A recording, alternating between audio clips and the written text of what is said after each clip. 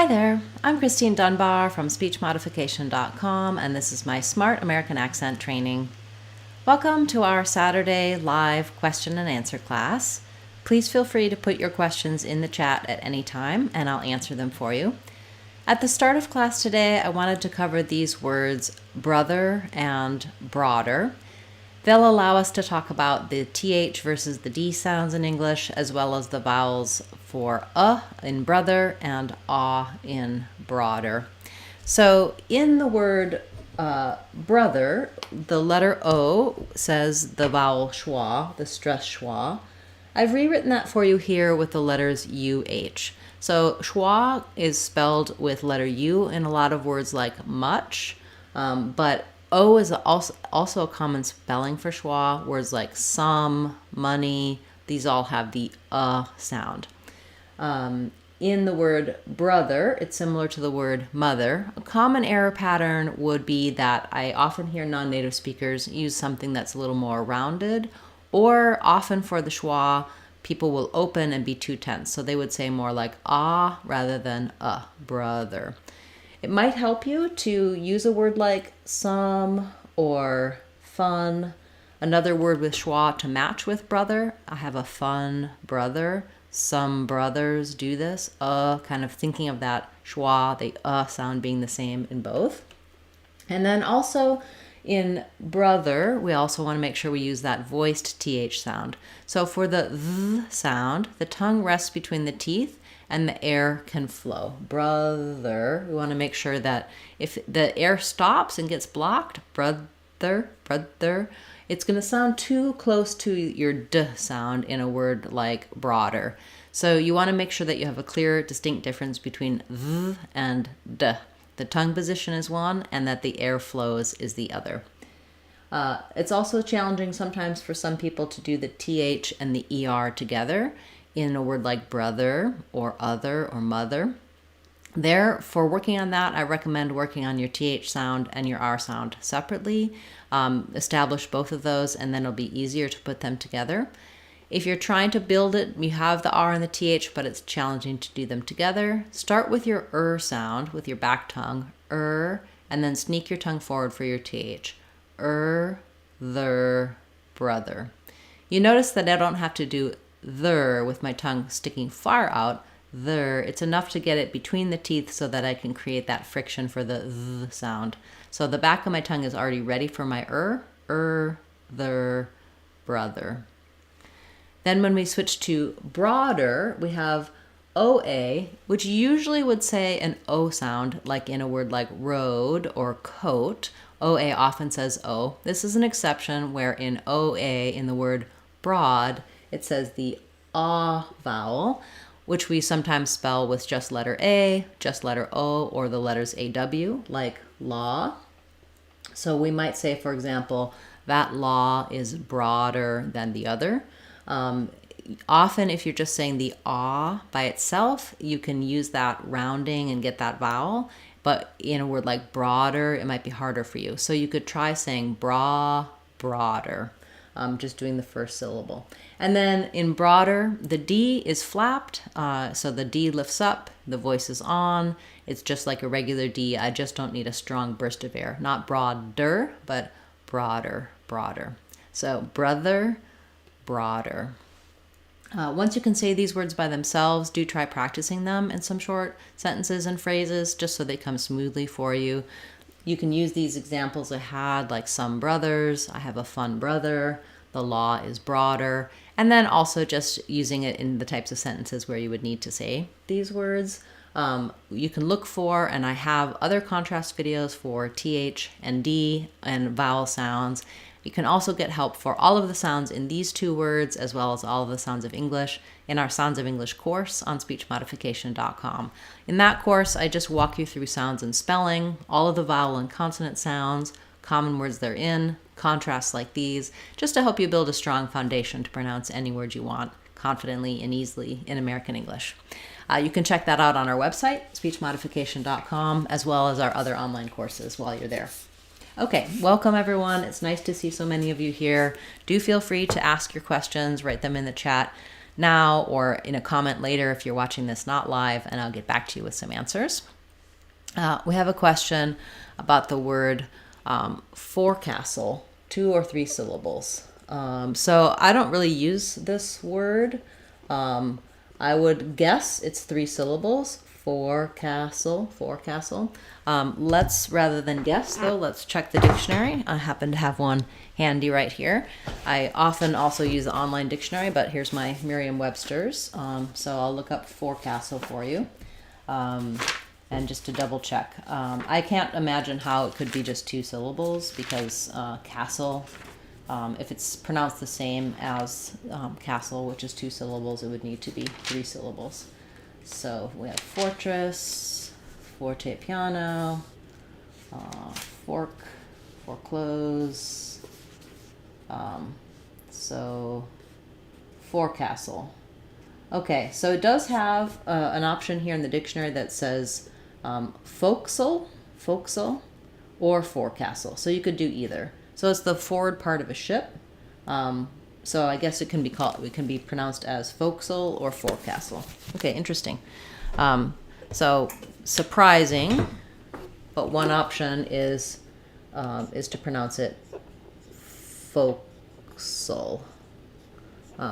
So basically it drops out this castle.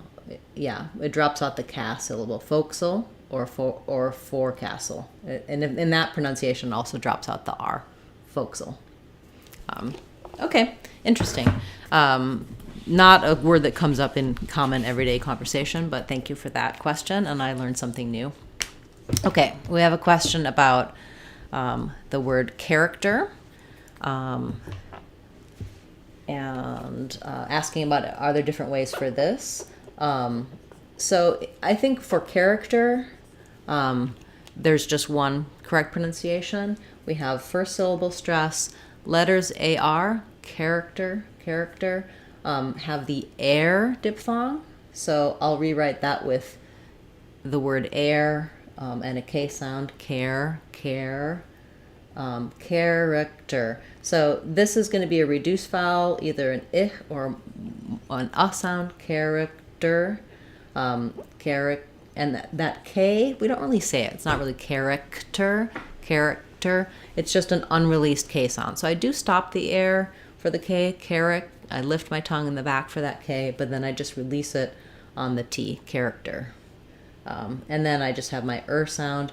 This T is somewhat of a flat character. It's going to sound a little bit like a D sound.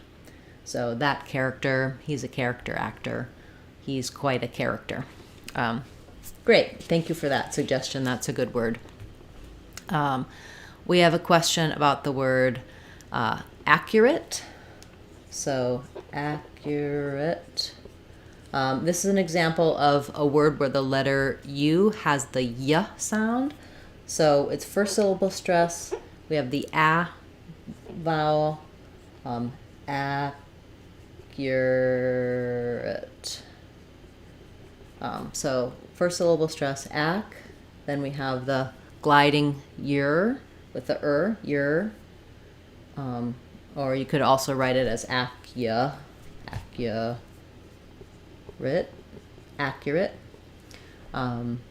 Yes, and then you had another word, how to pronounce steepest part. So steepest has our E and our I. First syllable stress, steepest. So kind of just like it looks, except for we say this more of an I sound, steepest. That P is not going to be released, and not going to be a burst of air. It's going to be unaspirated, not steepest, but steepest. Steepest part. If I'm saying the steepest part, you might not really hear my T. If I'm just saying it's the steepest, I'll let that T out. If I'm following that T with a consonant, it'll be an unreleased T. The steepest part. Kind of sounds almost like I'm just saying an S. Great, thank you for that suggestion. Okay, we have a question about the phrase, give me that, whether we can say give me this, give me that, give me it. depends on what you're talking about. So if someone's holding something and you want them to give it to you, you can say, give me that, or give me it. Give me it. Give me this would be, you only really use this for something that you're holding. Okay, we have a question about I walk through the door and I walked through that door. Just the only difference there for meaning is present and past tense. But you're probably asking about the difference between I walk through and I walked through in pronunciation. So when I say I walk through the door, I walk through, I don't really let my K out. I walk through. You can hear how when I say the K, it breaks it up too much. So we use an unreleased K here. I walk through the door. When I say I walked through the door, I walked through the door, we may be more likely to have the K sound because we're trying to highlight I walked through, I walked through. You can also hear I walked through, I walked through. You can also hear it with that both of those being stopped, and that's not a real clear distinction between those two. It depends on the context. If I'm saying I already walked through that door, I already walked through, I can swallow that KT and I'm not really saying it. But sometimes we, as native speakers, we also will overpronounce it. I walked through the door, walked through. You can always say that with the kt. I walked through the door. But often you'll hear it not released. So these two can sound the same when we're not releasing the K and not releasing the KT. But this one we really rarely would say I walk through, I walk through. So you're really not going to hear the K. You might hear the KT. That's the main difference between those. It's not easy, a little bit complicated on how we do those unreleased stops at the ends of words and how that affects past tense. So it's no wonder you had that question. It's hard to hear that difference, and sometimes we're just not making a difference there. Okay, we have a question, let's see, about the word juggler with 2 or 3 syllables. I think this is one that people will use either. So either they will say juggler. Probably more common would be juggler. What you'll hear is that when we do juggler, we don't necessarily get as strict about stopping that g sound. So juggler. We are going to be pretty fast on this second syllable, and some people may just really drop that between the g and the ler, juggler. So getting used to the fact that these two can be fairly similar means that your j is going to be long and your glur, it's that those can be pretty similar, that there isn't much sound between those two. Great question. Thank you. Okay, we have a question about the word therefore. So therefore is pretty straightforward. It's just like the word there and the word for. Therefore, it has first syllable stress, so it has that there has the air diphthong. Therefore. But we have some secondary stress on for, so we do, letters OR do say the or sound. Sometimes in a word that ends with OR, that OR is going to be pretty reduced and be an sound, like in a word like major. It's not major, it's just major with a reduced second vowel. But we don't do that, we don't do therefore, we do therefore. So a little bit of stress on both. Clear or, but main stress on therefore. Great, that's a good word. Thank you for your request. Okay, let's see about other questions. Ending sound of TS. So for example, hats, its, bets, etc. So the ts sound, it is 2 sounds. It's the t plus the s. But when we say them together, my hats, My hat's too big. I have 10 hats. We basically just, it's almost like we're saying that T, we're just turning it into a long T.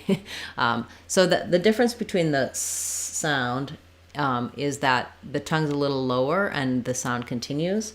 The T sound, the tongue is up high and it releases a burst of air. So we basically do the burst and then we release it right into the S. Tss, tss, hats. It's a good day. He made a lot of bad bets, etc. Hopefully that helps you with your sounds there. You can always practice just trying to do the sound tss, tss, and then putting it into words. I also think if this is giving you a challenge, trying just the singular versus the plural. Notice how when I say hat, I can let that burst of air out, and then hats. Feeling that difference between those two. Great question. Thank you. Okay, let's see if I missed any questions here so far. Question about if I'm saying, for example, need you, do I make a stopped D there? Yes, so the gliding y sound is a consonant. So in the following the rules for D at the ends of words, we would I need you. We might stop that, or we might combine those and slide them together. Need you. Where this, you'll hear sometimes it ends up sounding a little bit like a j sound, like I need you. I don't want to overdo that. Need you, that it sounds strange, but I need you to. We do have kind of a gliding there where I need you, where that D doesn't really burst out, but it doesn't have to stop either. So I could say I need you to, but that would break the flow. Normally when we glide and connect those, I need you.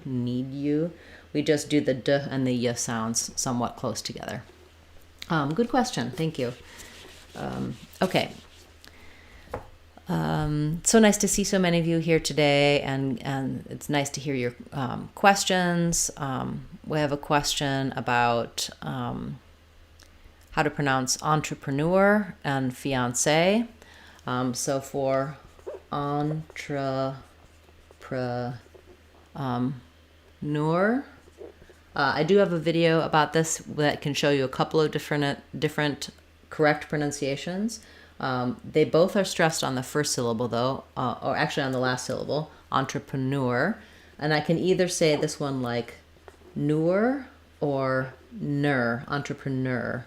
The en says on, like letters on, or you could think of it as on, entrepreneur,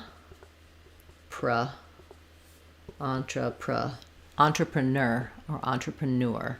Whichever is easier for you is okay. And then for fiance,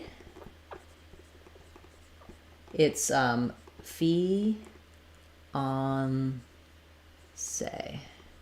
fiance, with the stress on the say, fiance. That's for, also for fiance. Masculine and feminine. Okay, great. Thank you. We have a question about, does the same thing happen? I walked to the mall and I walked to the mall. Yeah, same thing. So if I'm saying walk to versus walked to, if I need to be very clear that I'm using past tense, you're going to hear two T's. I walked to with a kt. Or in walk to, where you're not going to really hear that K, it's going to be unreleased. This one can also end up sounding like I walked to the mall. I walked to the mall yesterday. So they can be the same unless I'm really trying to make sure that it's clear that I'm saying the past tense of walked. That's true with any other KT or PT words, like I stopped there, I stopped there, I stopped there. You're gonna have that with those clusters with D at the end. Great. Yes. All right.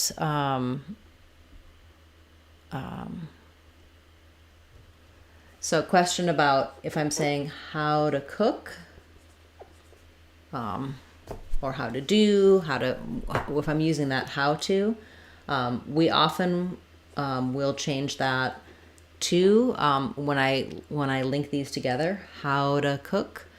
First thing is that I reduce the oo to an So I might do how to do it, how to.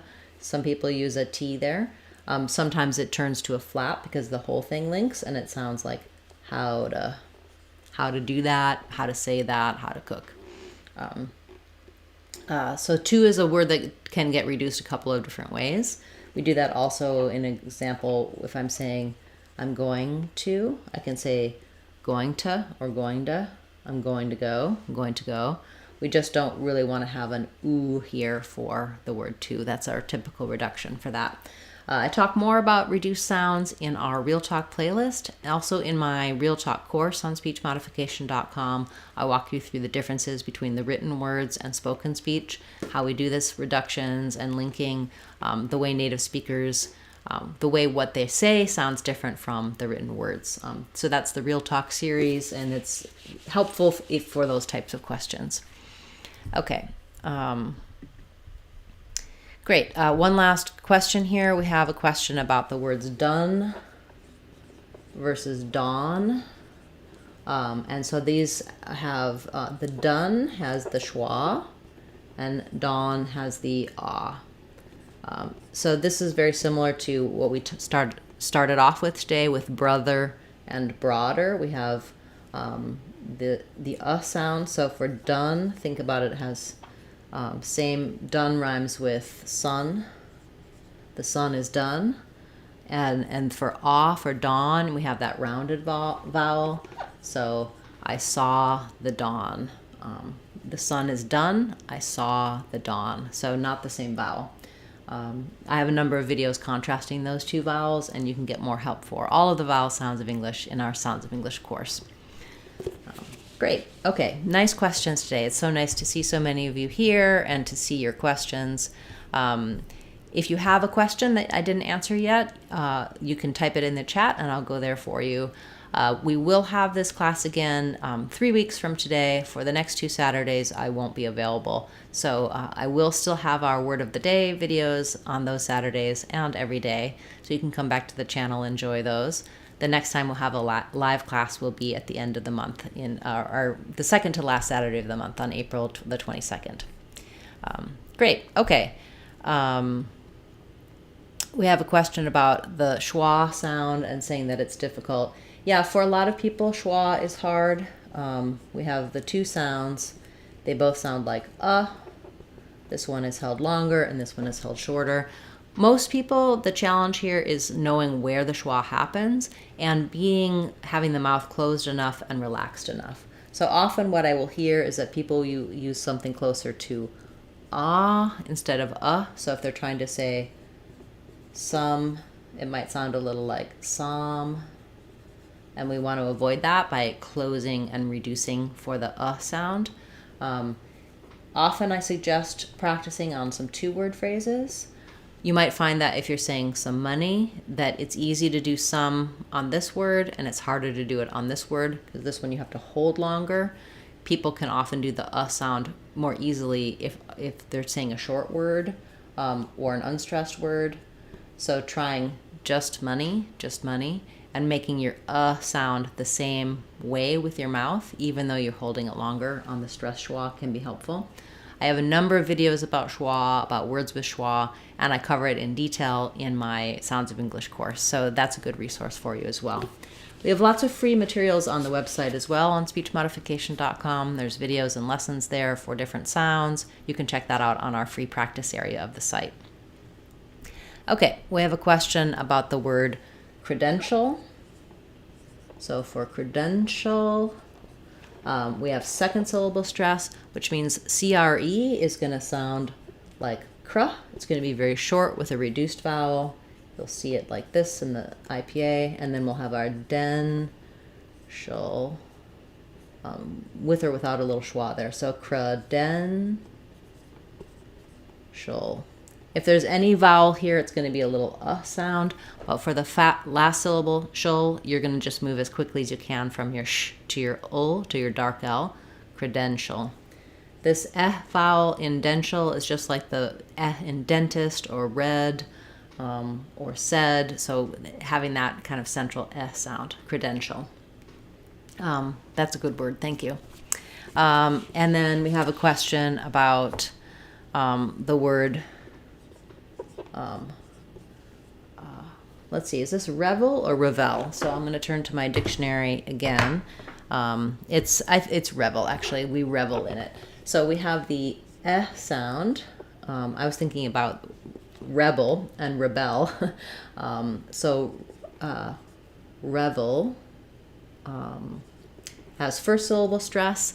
It's the E, just like we were talking about in credential, the sound. So like in read or said, thinking about it like revel,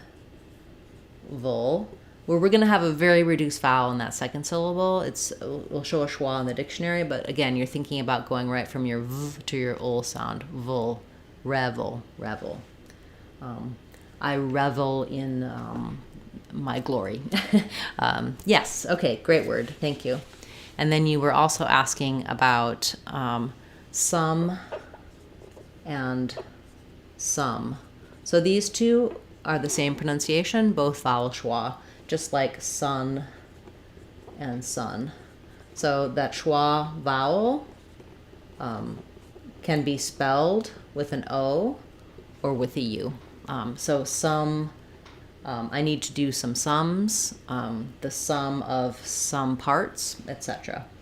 Or the sun, my son looked at the sun in the sky, same exact sound. Yes, good question. Okay, question about when I'm live on YouTube. So it's this time on Saturdays. So in my time zone, 9:15 a.m. West Coast time, 12:15 p.m. East Coast time here in the U.S. And you can see the upcoming classes on the channel. You can go to live streams and it'll show you what's scheduled and what's coming up, but it's consistently this time on Saturdays. Just for the next 2 weeks, I'll be away, so we won't have the live class, and then we will resume on April 22nd. Okay, wonderful. Thanks so much, everyone, for the great questions, for being here today, for your comments, your requests, for liking and sharing the videos, interacting with the videos. It really helps the channel to grow, and it's wonderful to see so many of you. I know you're all making good progress as you're working on your English pronunciation. Thank you for your questions. It helps. It was a great class today. It helps me know what to cover in future live classes and future Word of the Day classes as well. Take care, everyone. Happy April Fool's Day and April 1st, and I will see you again 3 weeks from today, as well as tomorrow in our next Word of the Day class and every day going forward. I'm Christine Dunbar from speechmodification.com. Remember, if you want to sound like a native speaker, you can do it. speechmodification.com. Bye, everyone. Thanks for a great class.